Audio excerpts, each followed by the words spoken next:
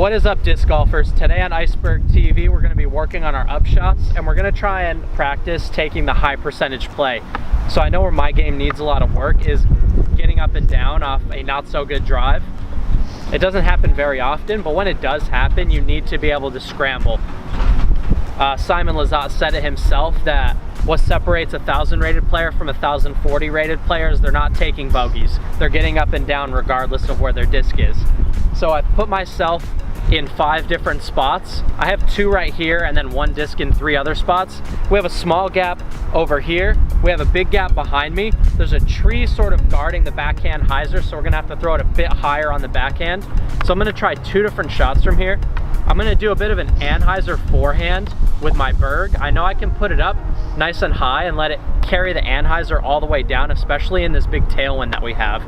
And then I'm gonna try and throw a little bit of a putter spike hyzer with this C-Line Discmania P3. So this is gonna be a more overstable disc, so I can trust it on more of a spike hyzer. This one's a bit more understable, so I can actually put it on that anhyzer and try and float it right to the basket. We have the basket just through the big gap near the basket. Past it, there's a drop off, there's a bridge, and then there's a big tree to the left of the basket that you wouldn't want to be in either. So let's give it a shot.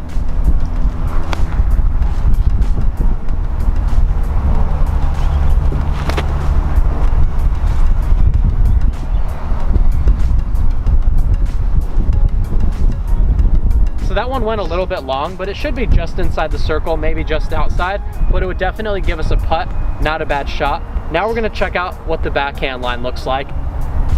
My goal is to go just above this green tree here, so I wanna go over it and just take it completely out of play. Again, high percentage shots. We don't even wanna have a chance of hitting that tree, so we might as well just go right over the top of it.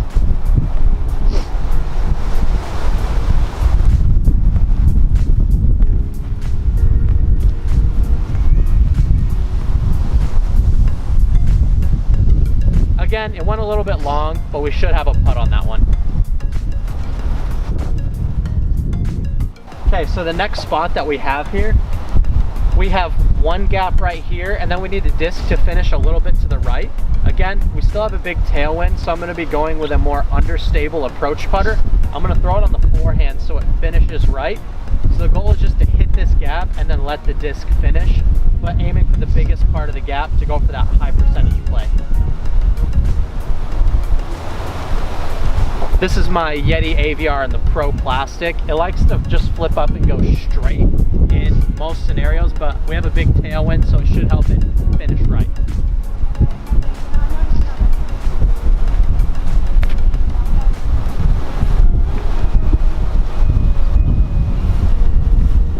Nice, so we zipped right past the basket, we hit the tree, we're inside the circle for a putt. So the 4th spot we have a lot of obstacles to deal with, and at first glance a lot of players would just shoot the skinny gap that's low just over here. What we really want, we have all this space up high that we want to go for, so an ideal shot in this case scenario, use that open space, put a spike hyzer through there, let it spike towards the basket, so we know it's going to finish to the right. I want something that's going to go hard right, so I have my Color Glow Firebird.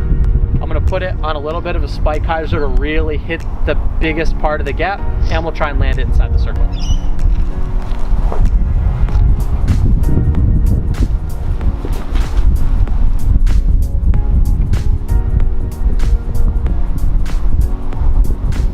It's pretty solid. So the last spot that we're going to contend with is going to be a similar line, but it's a bit shorter of a shot. So we're going to want to use a bit slower of a disc. We wanted something that's going to get through the gap, fade, but also not come in too hard. This wind is really helping the discs go forward, so we want to throw something a little slower.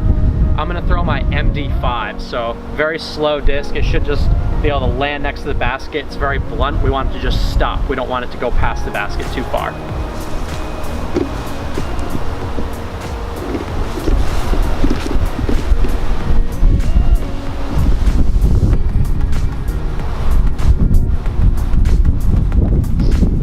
Alright, so we hit the bridge. That's probably just inside the circle, a little bit long of the basket, but most of those shots made inside the circle.